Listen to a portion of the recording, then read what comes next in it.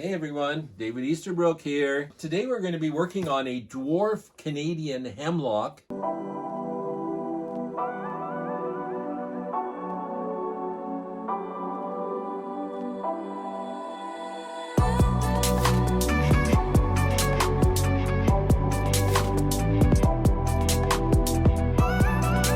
This one was chosen by the viewers. I gave you a choice on Instagram between 3 different trees. Celastris, a bittersweet, this hemlock, and also a honeysuckle tree. And by far the winner was this dwarf hemlock. So we'll be working on that. So next time, if you guys want to be in on the selecting the tree I'll be working on, again, just go on Instagram and you'll be able to choose the next tree. Before I start work on this little Canadian hemlock, it was bought at a local nursery. It's probably about 15 years old.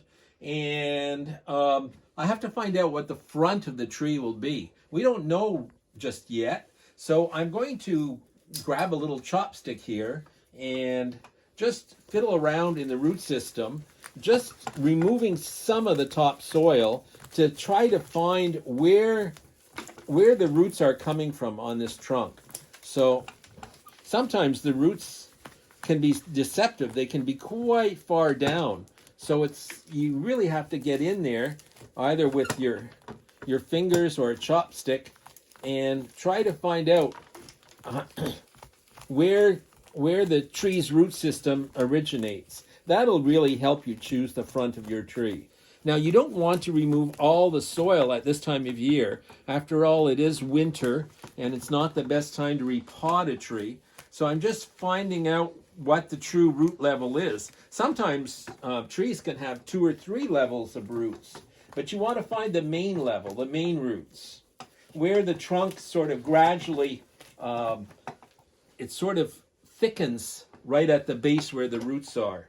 So you've got that nice transition from the roots to the trunk.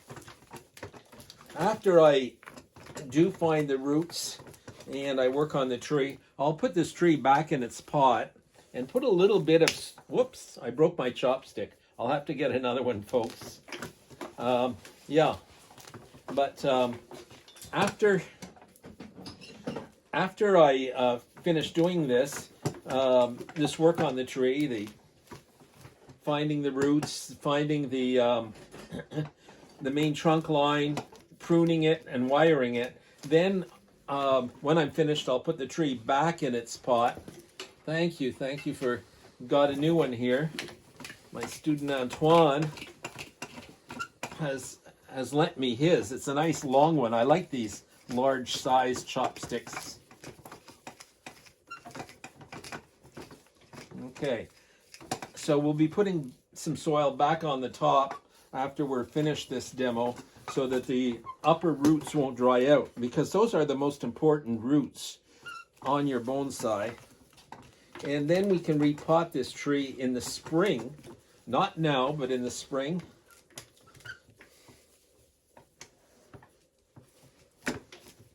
So right now, we've got there's just a few branches and snags that I have to cut off. So I'll be doing that right now. And then we'll start by removing some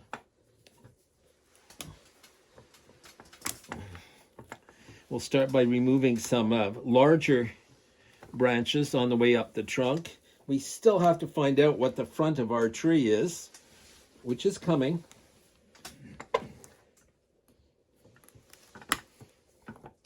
I'm just going to remove 1 or 2 branches that are much too low so that we can see the trunk.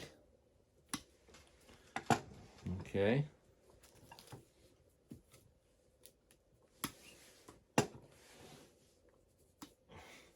Okay, now we're going to clean it up inside. There's a lot of, it's a very dense growing little tree, so there's a lot of dieback inside, little branches that have died back from lack of light. Where are my scissors? Oh, they're under here, under all of this. Here we go. So, we're starting a cleanup in here.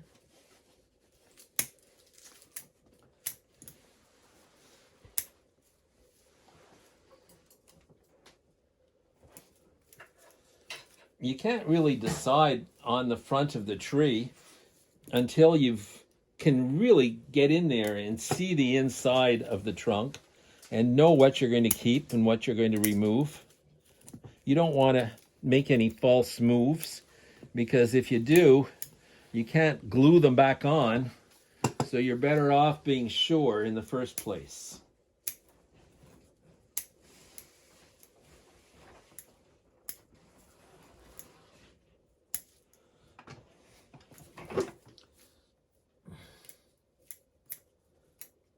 Okay.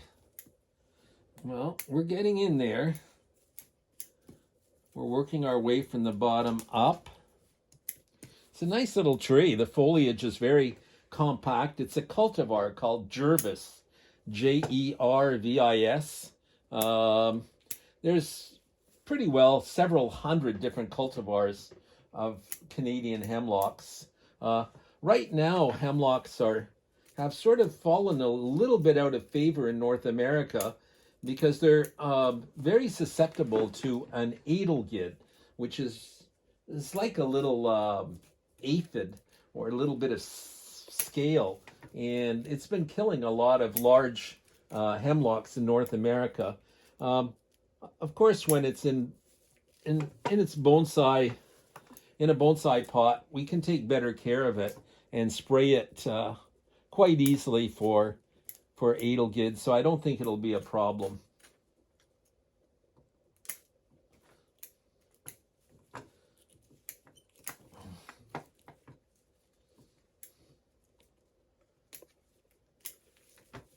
We're working our way up the trunk.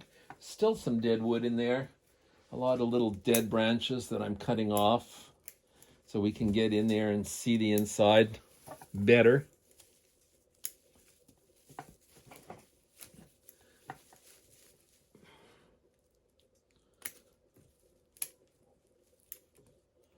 We're almost up at the top now.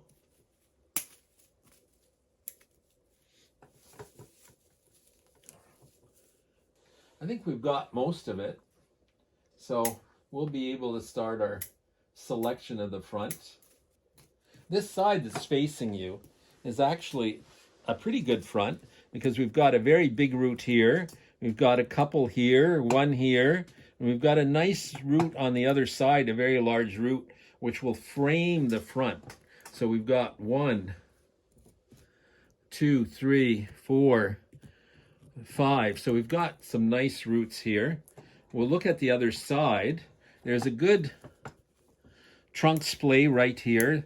The trunk is very wide in here, and it's quite nice from this side also. We've got a bad fork in it. We've got like a slingshot right near the base, so we have to solve that problem first.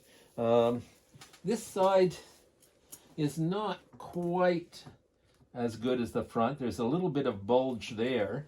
So I think we're going back to the other side, and we're going to choose this other side as our front. Now I've made a little marker to mark the front. Just have to find, oh, here it is. Okay. So this will be the front right here where I've put the marker. Now, I don't want to cut it back too much because this tree is a very, very slow grower. You know, if I cut it down to, say, just one trunk, yes, I'll have better taper, but it'll take a couple of lifetimes to get it to a decent-sized bonsai. So I don't want to be too radical. So I think I am going to use this higher trunk, okay, to take advantage of the height of the tree. This trunk up in here, okay. And to balance it off, we're going to have a secondary trunk. We're going to start by removing some of the little trunks that I don't think are so important. This one here. We have a choice of 2 opposite trunks.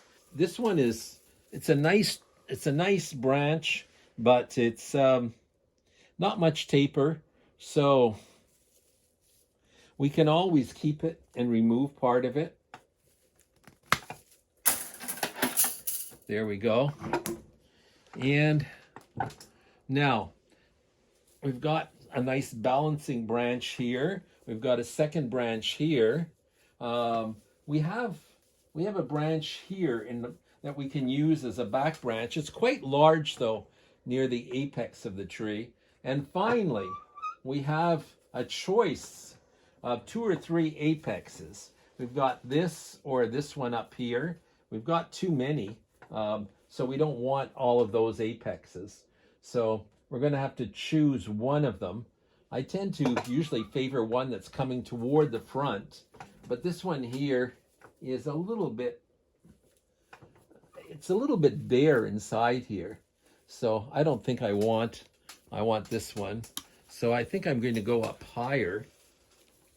I might take this trunk and use part of it, or this branch and use part of it as a front branch, because the other one is very small. So we're going to cut it back.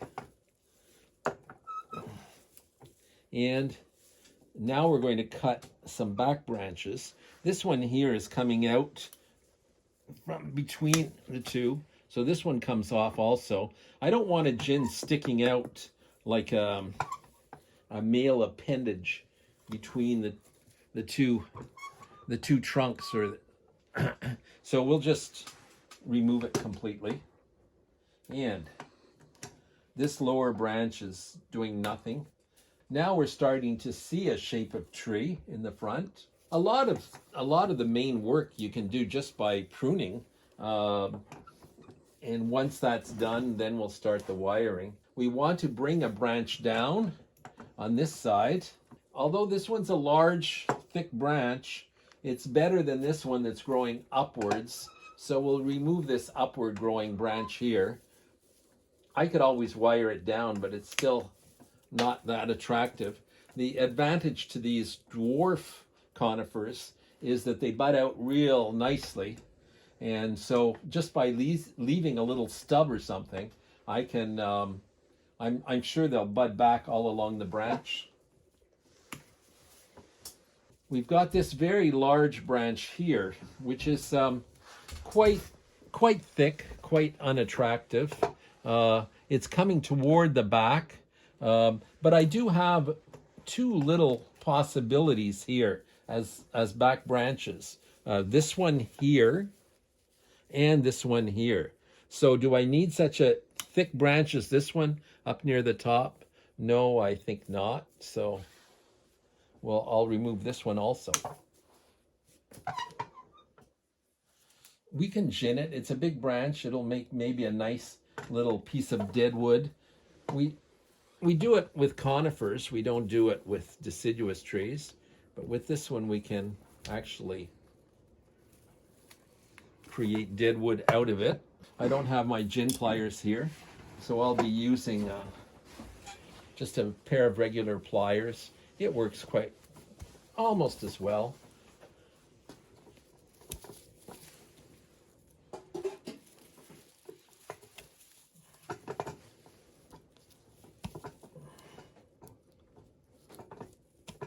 Okay, so okay, now we have to thin out our top too, and then we'll get back down to the bottom branches and thin some of them out. So up near the top here, we have a lot going on, a lot of little branches that need to be thinned out.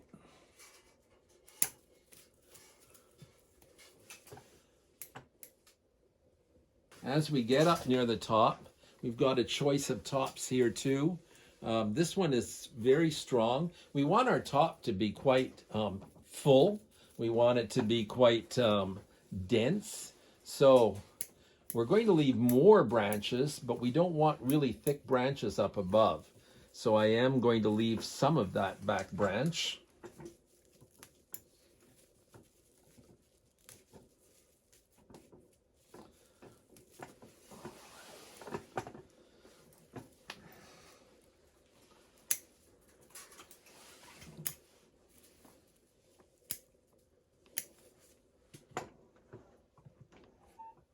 And finally, we found our top, just thinning out some of these little branches. There's too many of them.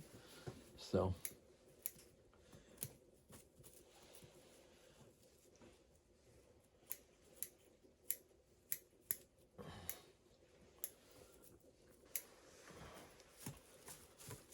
we have our top defined now. Now we have to do the lower branches and just remove a little bit more right here so I can see this. We're going to go back to our front and we're going to clean some of these little branches out here. This will be a lower branch that's going to fill out this part of the tree. The trunk is a bit straight, so we are going to tilt it slightly over. We're going to wire it and bend it a bit, and also tilt it when it comes time to repot. Now this back branch is very, very strong. It's taking away from the tree, so we're going to reduce it down to the smaller one of the two. This branch over here.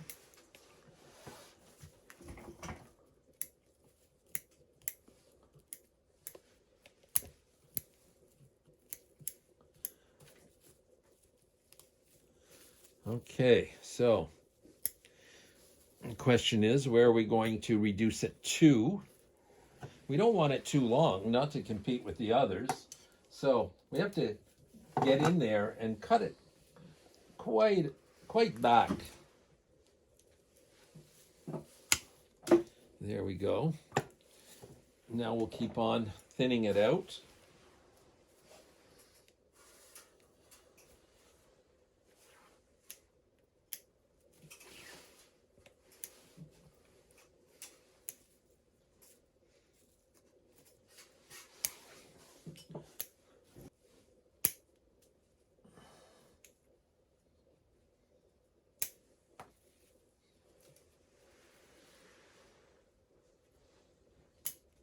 Removing any branch that's underneath a horizontal branch, they would just die anyway from lack of light in the future because they'd be shaded out. So you can just remove any bottom branch. We're about ready now to start wiring, and we will be wiring the main trunk. This one here is still striking me, this back branch here, and I really don't like this back branch that much. It's sort of, again, it's like an intruder here jutting out. We can remove one of the branches that I cut off by using a spherical pruner there, but still this one juts out. It would be nice to remove it completely, but then I wouldn't have much back branch. Let's see. We have to, before you remove a branch, you always have to sort of check it out and say, well, if I remove it, what do I have to replace it with? I have this here, and I have this here. So yeah, I can bring this down. Okay, we'll remove it. We'll remove it. It's just that I don't like that one sticking out in the middle of the two others. So we're going to remove it, cut it off, and then not leave it in.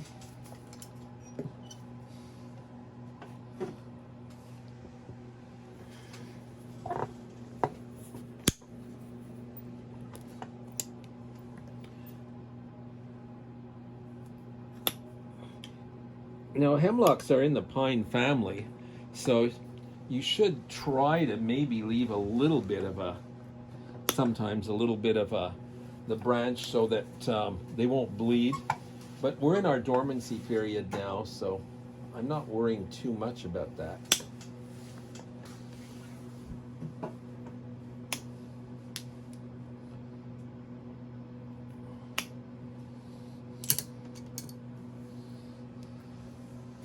Finishing off, pruning some of these branches here.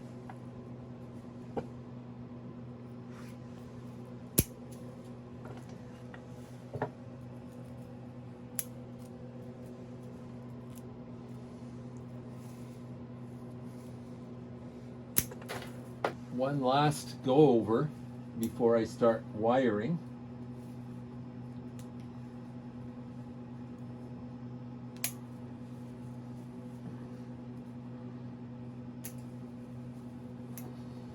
try to remove some of the foliage at the beginning of the branch so that we can see where each branch originates. I think it's important in bonsai to see the beginning of each branch. We don't want to leave them bare though. We don't want to denude the branch completely. We just want to remove some foliage so that we can see the beginning of the branch. I think we're ready to start wiring now. So we will get out some wire. Make sure that you don't leave any snags that will make wiring difficult. I always try to remove any little protruding branches that are sticking out because I want my wire to really adhere very closely to the trunk all the way up. This hemlock smells like Christmas boughs. It smells quite nice, actually. It's nice to work with it at this time of year. It reminds me of Christmas. Well, there we are, folks. We are ready to start wiring. We'll always start by the main trunk, this one here, okay? And what we want to do is really, it's too straight. I mean, the bottom is straight, but still we can have a little bit of movement. So I'm going to use an aluminum wire. I'm using aluminum today. Why am I using aluminum on a conifer? Well, basically, I've run out of some of my copper sizes, different sizes of copper wire. And when you wire a bonsai, you really want to have all of the different sizes so that you can use the proper gauge of wire or caliper of wire for each branch. And I just ran out of it. So I'm going to be using aluminum. And in fact, I've almost run out of aluminum wire. With this pandemic going on, it's hard to get all the different sizes of wire. So I'm going to even have to use some very bright 2mm wire. I have to use quite a thick wire on the trunk to bend it. I'm not wiring the bottom. I'm going to be wiring the top a little bit more. So, okay, you want to use a wire that's about 1 1/3 the length of the trunk. So we're going to be using this size.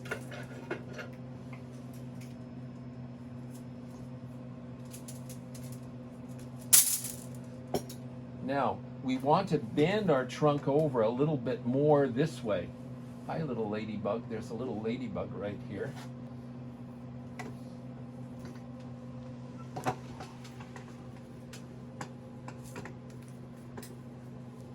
You don't need to start it in the bottom in this case, because I have a thick enough branch that I can use as my anchoring. And now we'll start the wiring of our trunk.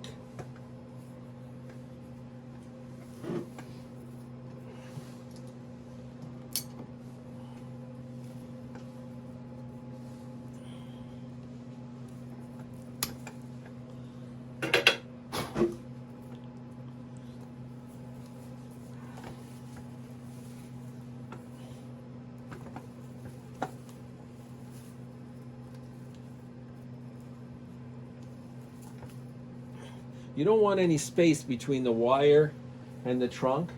The wire has to be really right on the wood without it being too tight.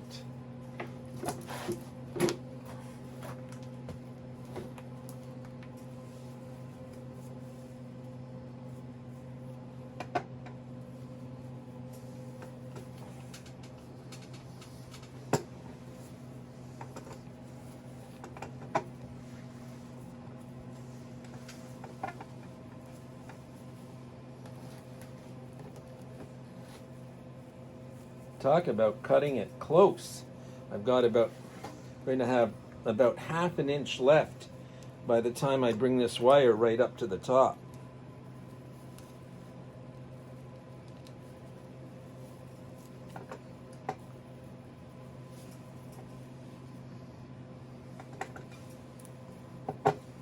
Anchor it at the other end, and we'll try to bend this tree.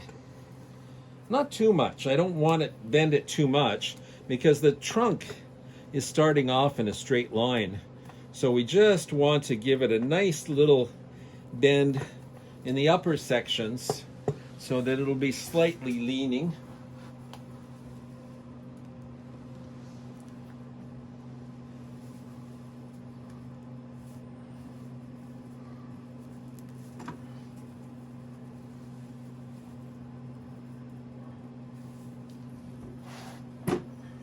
And finally, we'll straighten out the trunk a little bit, the apex.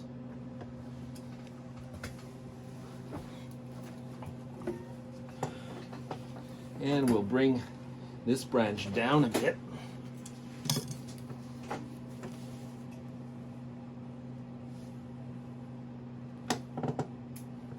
Now you can see the beginning, the initial wiring, and the shape I've given the tree. Now we're going to start wiring the initial branches. We've got 2 at this level. Generally you don't want 2 at the same level, but I'm going to bring this one slightly toward, will I bring it toward the front?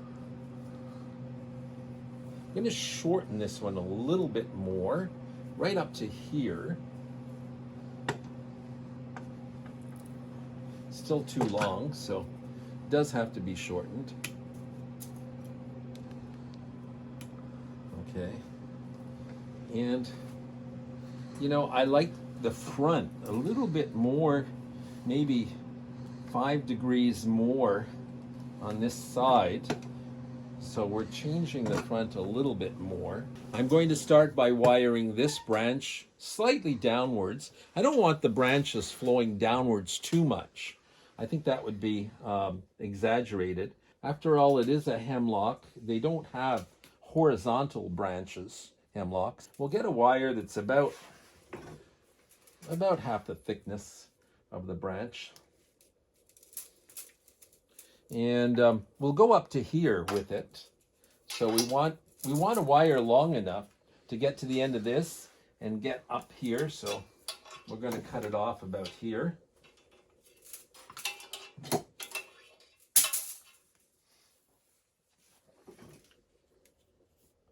Now, you have to give yourself enough to get to this end. So, yeah, the length of it plus about 1/3. Now we just follow. We always start the wire on the main trunk. So here we're on our way up. It has to parallel the other wire. And once we've got up there, then we're going to wire this branch slightly downwards. So I want this wire to... No, I'll start underneath because I want it to move slightly upwards and then downwards. So the wire should be at about a 60-degree angle as you're wiring, and you should be holding it so it'll be flush with the branch, with the wood of the branch. Here we go. Now we're going to go right to the end, stop there. Cut this off. I don't like to make a full loop. I make it like about a half loop. We're up to this branch up here. So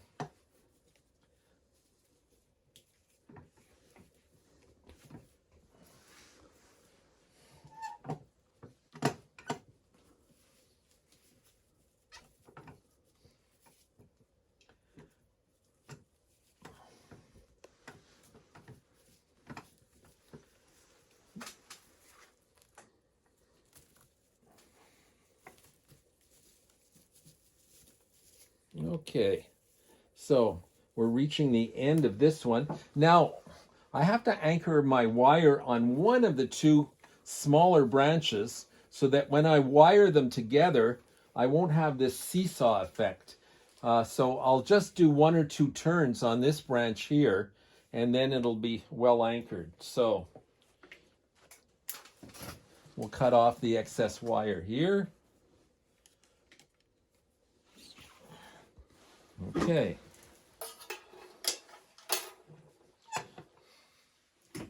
We'll be placing the branches toward the end. And this wire here, this branch here has to come down now. So I'll be just anchoring it on a gin up here because I don't have any other large branches. So I'll just be anchoring it on a gin.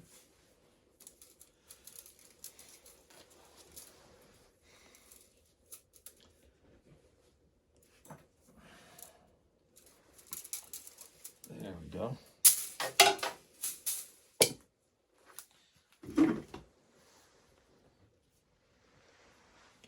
Give myself enough again to get to the end of that branch of this one here.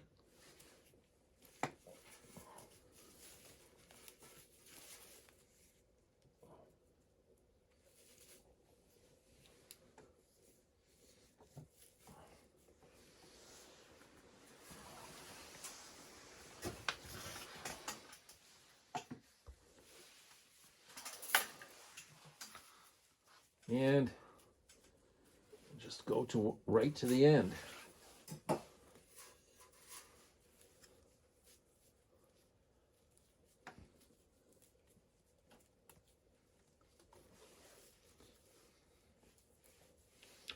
Okay, here we are, right at the end.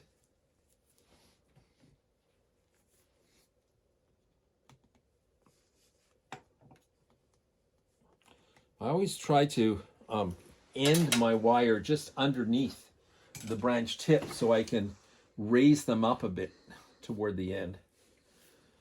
Okay, so now I'm going to start wiring these. It's unusual to have sort of a triad of branches, 3 coming out of the same place, but this one will be a mini apex. The 2 others I'll bring down to form one foliage pad. So in this case, it's acceptable. So I'll take some, this is number 3 aluminum wire, and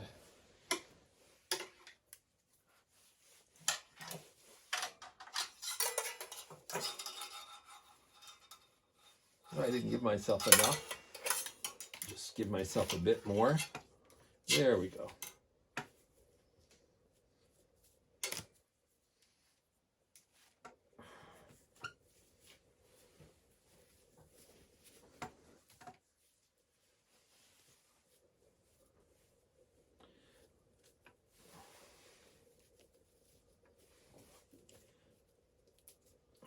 Making, again, a little bit of room for the wire. Sometimes there's too many small branches, so we don't want to crush them under the wire, so we'll just remove some of them because they're not all needed.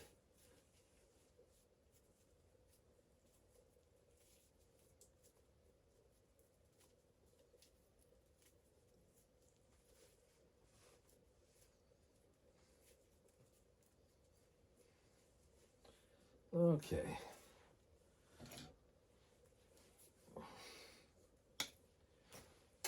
This is done. Now we'll go to the tip of this major branch here.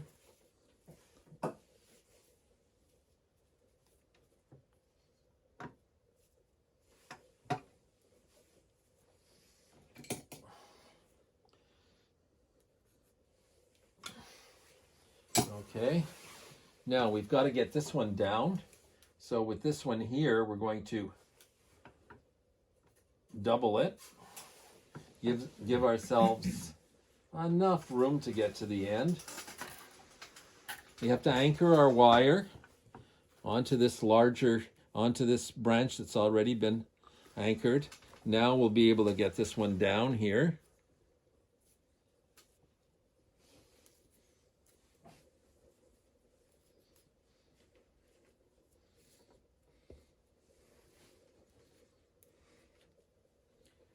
And we're working our way to the new branch tip Actually, there's more than one tip.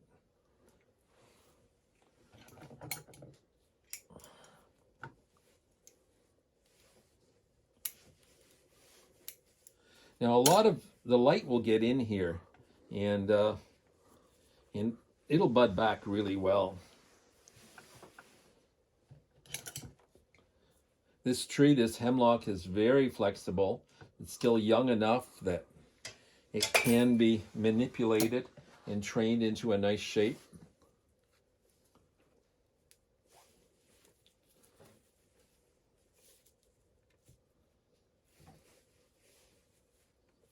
We will just wire this branch also out of the way.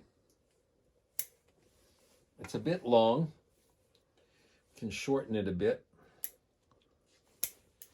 Okay, now we'll need a little bit of probably number 2 wire. Whoops, this is we'll try 1.5. If not, the 2 is going to be this bright bronze color, which I don't really like.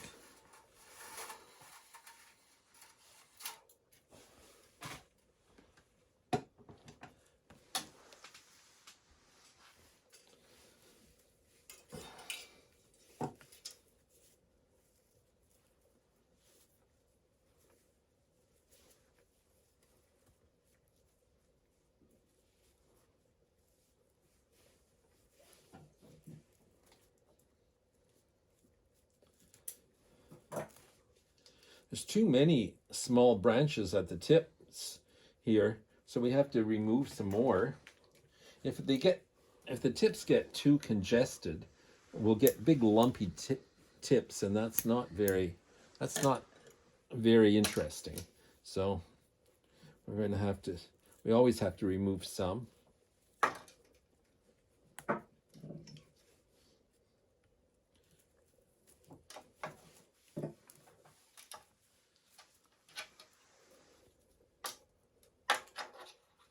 Okay, there we go. I'm going to get some smaller wire cutters here. It's always best to use smaller ones. Okay, so now I forgot to anchor my wire up above, so I'll anchor that big wire and then I'll continue with the smaller ones.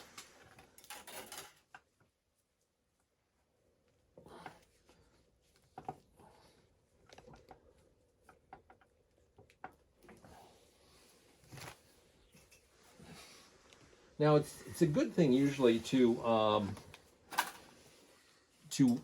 anchor wire onto gins, because often when you see a finished bonsai, the branches are all flowing downwards and the gins are flowing upwards, and it's very incongruous. It's not pleasant.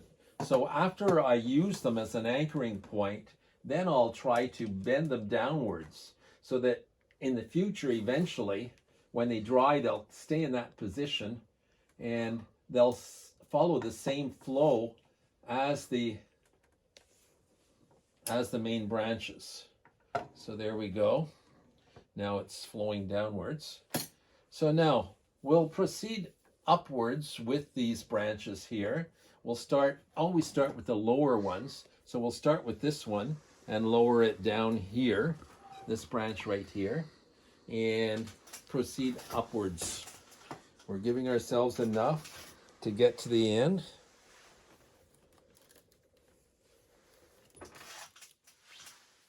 That's good.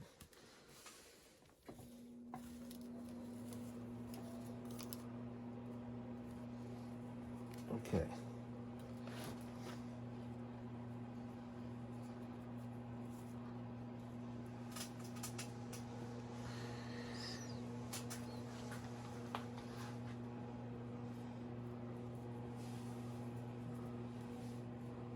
Now the interesting thing is, once these branches are wired, we can actually bring them downwards and fill in a lot of the empty places along the trunk, because there were some places where there was no lower branches. They had died out due to lack of sunlight.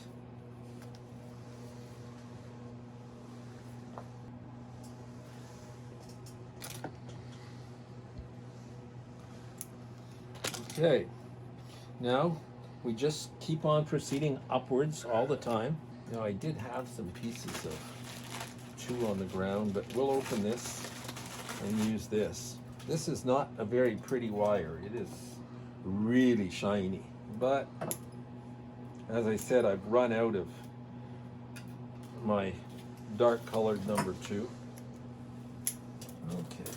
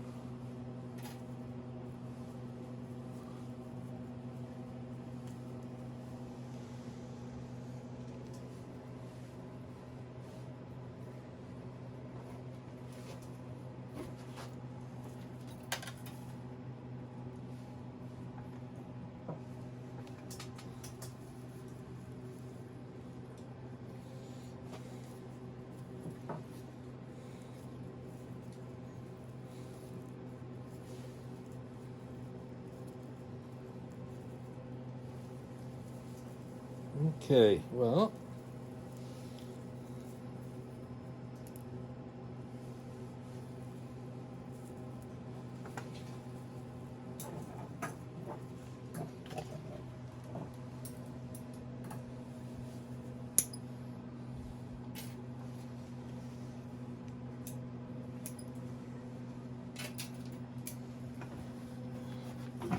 okay, so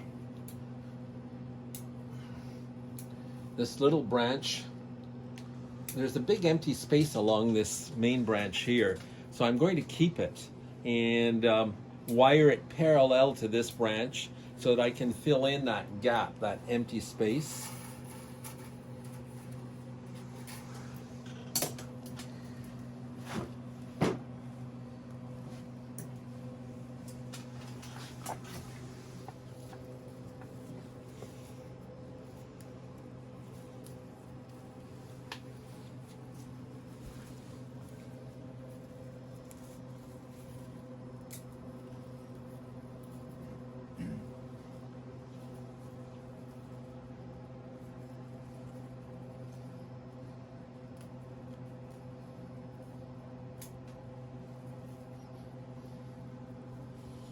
Okay, now we're going to bring it along this branch and hide the empty space with this little branch here.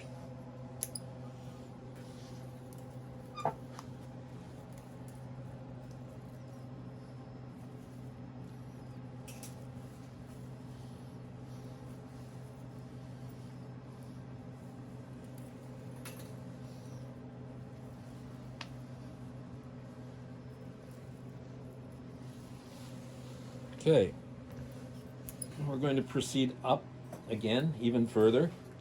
We're going from this branch here, which will again take a number 2 wire.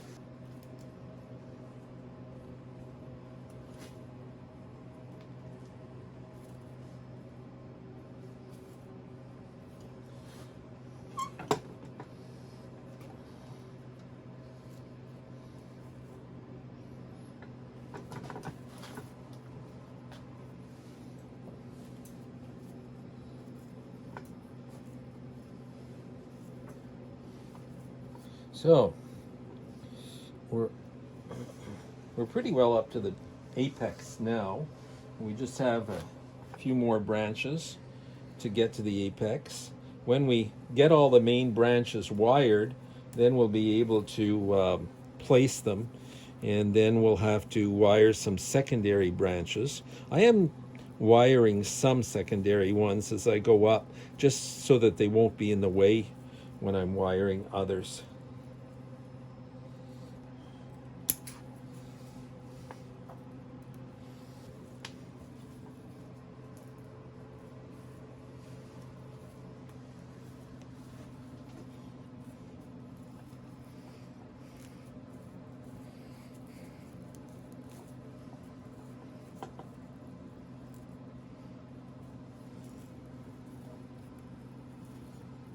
Nice dense foliage.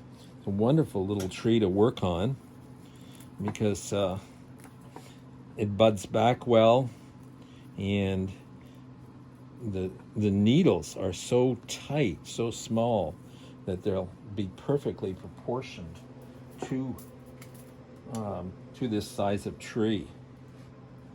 That helps a lot when you're creating bonsai.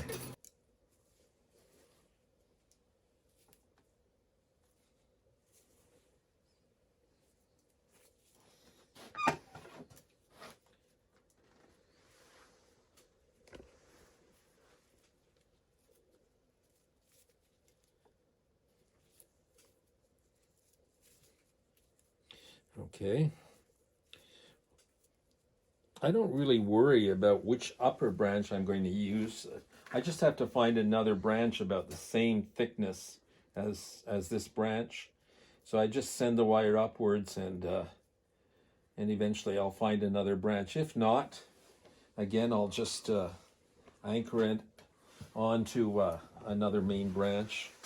So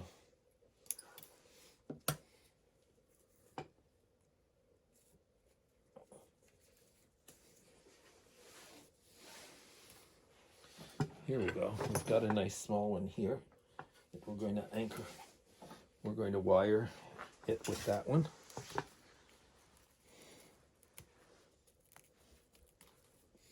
Again, just making room for some of my wire. The branches are so tight that can barely get your wire through.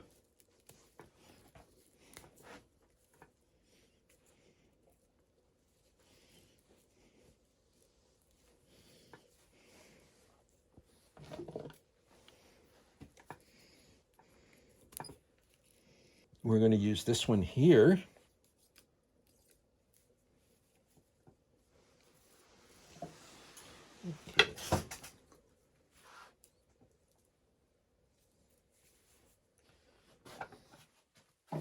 So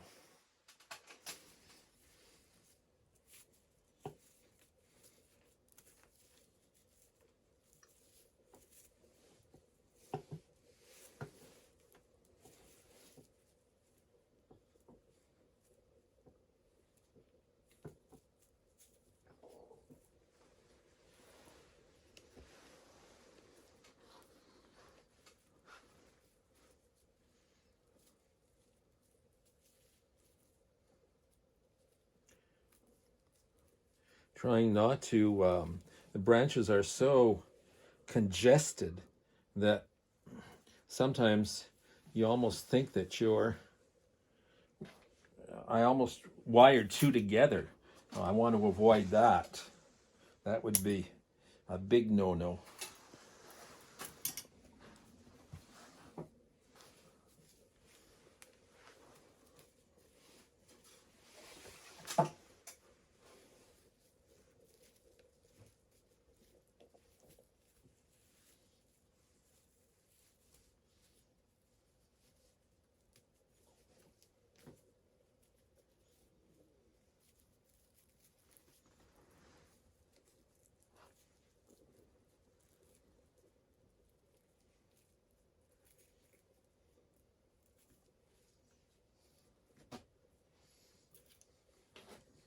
Okay, we're up at the two upper branches here.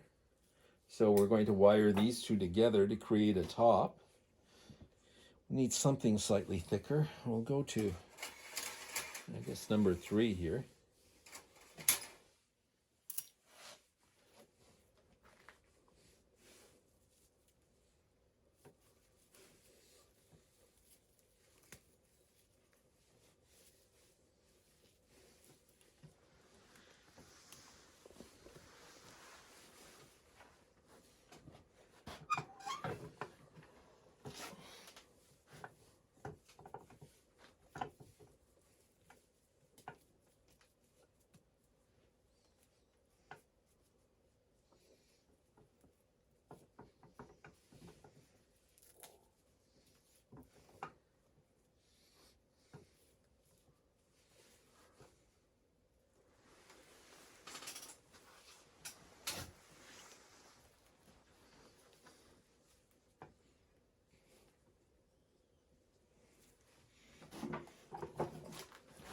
Okay, now our top branch.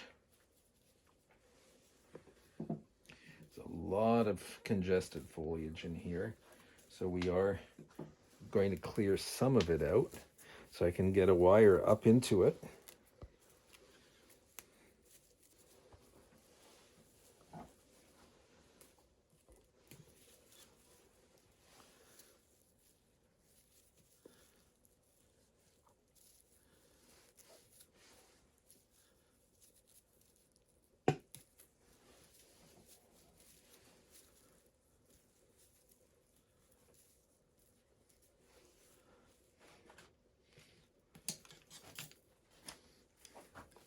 I want to get my anchoring wire back on it so that it won't seesaw with the other one.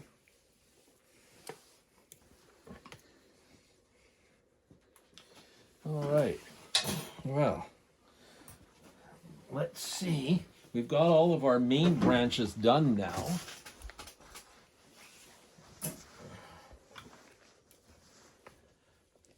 After this, we'll do some secondary ones.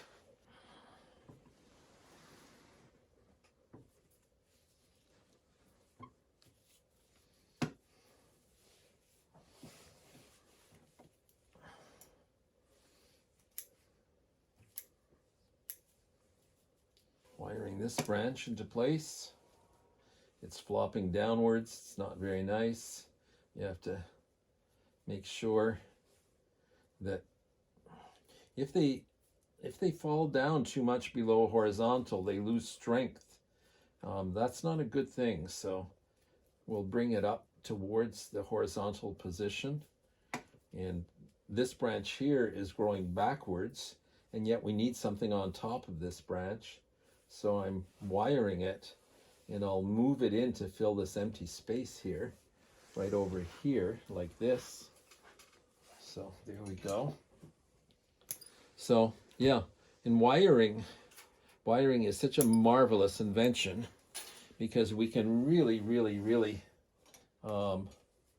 use the wire to fill in all the gaps in our foliage.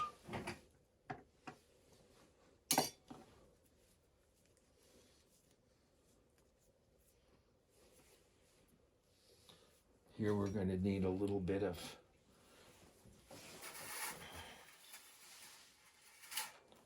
wire too. It's not very pretty, so we're going to improve these branches with a touch of wire. Don't want to squish some of these little branches here. So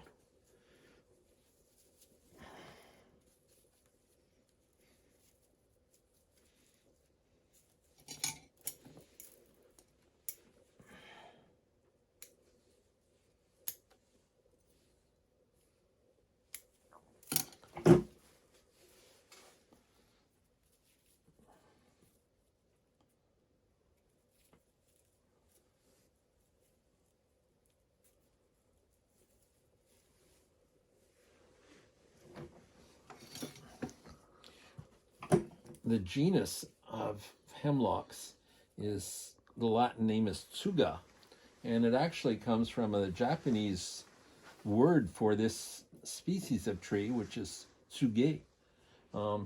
So yeah, I guess Linnaeus had already gotten the name because there are native hemlocks in Japan also. Tsuga diversifolia. We have some native hemlocks on the west coast also. So there's many species, different species of hemlocks around the world. But of them all, this Tsuga canadensis is certainly the most, how could I say it, diverse in the number of cultivars you can have. As I said, I think there is something like close to between 700 and 900 different cultivars of Canadian hemlocks. So it's a very variable species.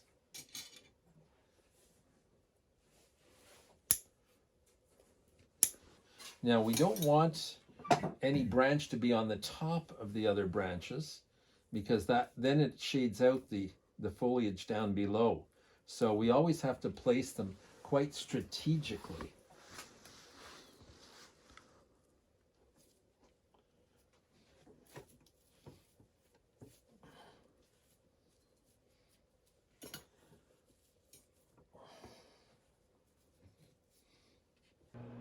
Now, the two branches here will eventually become the back branches for this tree.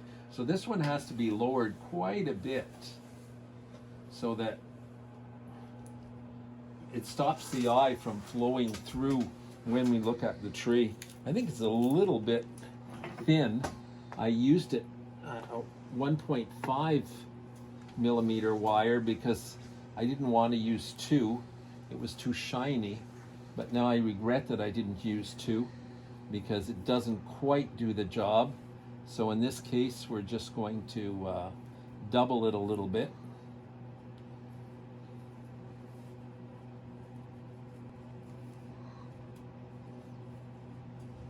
Okay, so now with it being doubled, we can really get it into the position we want here.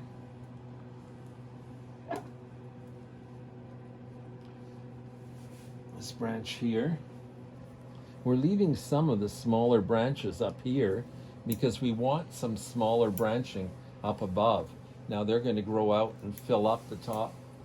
We need to put a bit of wire on this one right here. It's a little bit, it's not sitting in the right place.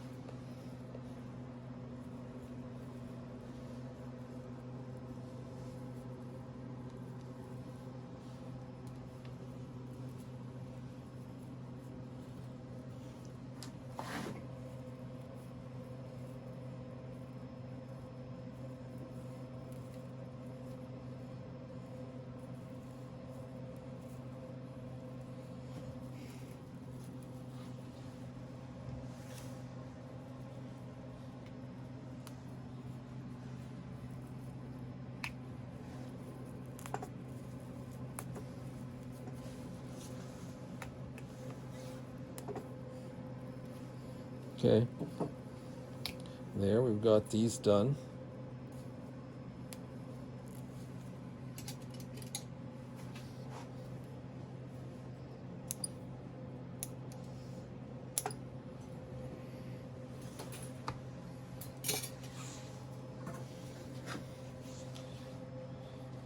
Now, we're getting up to the upper branches. This one is wired. This one here.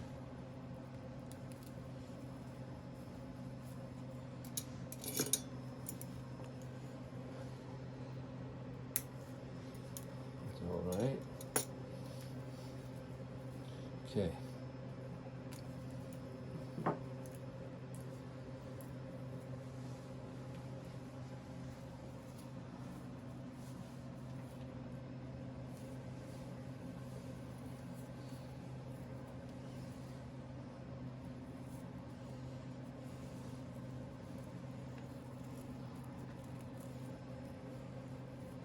This upper branch is a bit long. We might want to shorten it a bit. But then again, I want to give this tree a slightly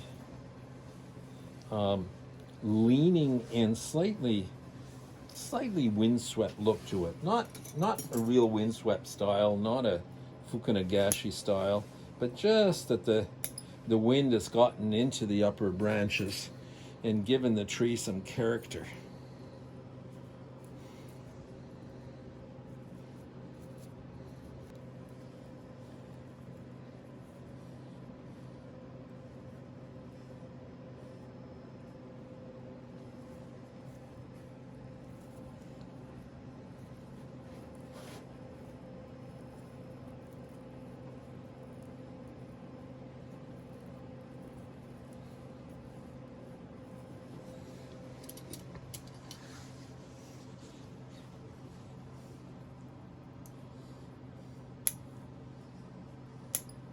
Getting to be quite nice on many sides. This side also is becoming quite pretty. Sometimes a bonsai can be seen from many sides. They're always said to have a definite front, but it's nice to be able to enjoy looking at a bonsai from many different angles. This is the branch that I said might be a bit long, and it is. It's a bit long, so I might reduce it by a teeny little bit. It's nice to have different lengths of branches, though. I think it's important that your tree does not look perfectly triangular. I think that it's nice to have some branches that grow out of the box, so to speak, that really I think that are longer and give the tree character. I'm going to put some cut paste on it, everyone, and then we'll look at it. There's going to be some smaller branches eventually to wire, especially over here near this little top, but I don't think I'm going to do them today. I'm going to let them grow out a bit, give the tree a chance to grow, and just let me put a bit of cut paste on the wounds, then you'll get a better look at it. It's a bit cold in my studio, so the cut paste does not like to stick when it's cold, but we'll manage it. You want to use as little as possible. You don't want to use too much.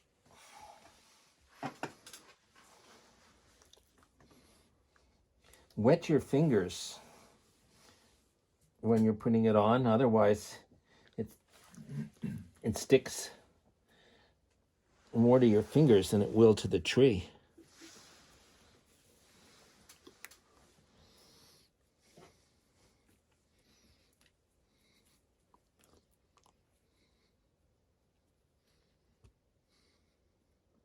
The hard cut paste with the green top is for conifers. Okay, it's sort of a brownier color, whereas the cut paste with the white top is generally used for deciduous trees.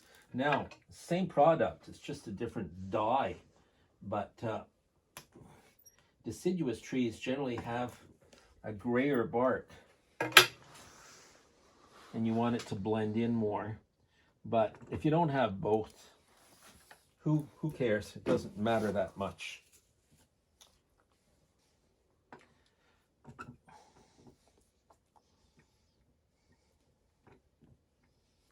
If it was a small crack or an opening, then I'll use a more liquid cut paste.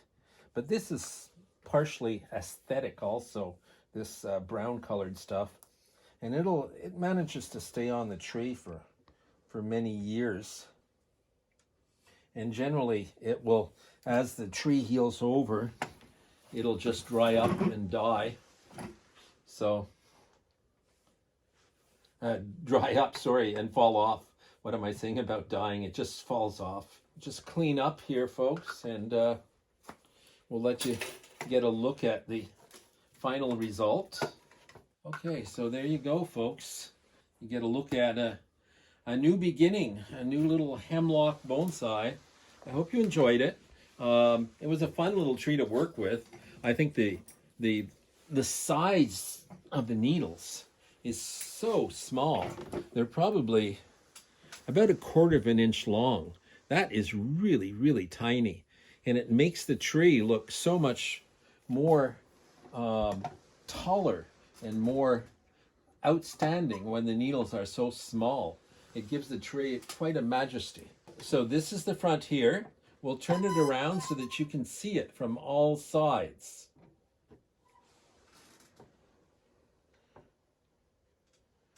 There you go, back to the front. So it will be put into a bonsai pot. Hemlocks have very shallow root systems. It'll be put into a bonsai pot this spring in about the month of March. It'll be a very, very nice small-sized bonsai, and it'll be growing. They need a nice, rich, organic soil that holds a bit more water but is well draining, slightly around neutral. The pH should be neutral. They like dappled sunlight. You don't have to put them in full sunlight, and they like to have their foliage misted quite often in the summer. So good tree to add to your bonsai collection. I hope you enjoyed the demonstration today. Thanks a lot. That's all for now, folks. Bye.